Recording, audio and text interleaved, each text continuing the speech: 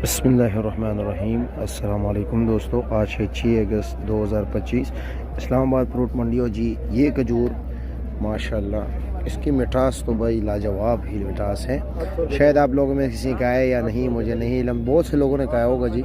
सिंध के इलाके के जी खैरपुर मीरस का, साथ ये जी डोका देखें और सामने और डंग भी आया हुआ है जी, उसका भी मिठास बेहतर होता है, लेकिन ये सबसे बेस्ट मिठास इसी का है जी। और ये इस वक्त रेट चल रहा है जी 160 रुपये किलो, यानी कि 800 रुपये का 5 किलो।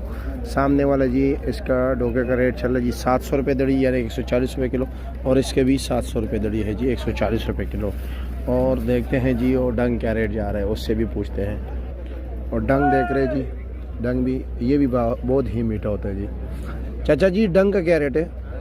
1000 रुपये दड़ी पक्का, 200 रुपये किलो। अच्छा जी, अच्छा जी 200 रुपये किलो। चेक करो पियो, खाओ पियो जियो ऐशिया करो जी। मिठास कैसी है? ज़बरदस्त। चलो जी।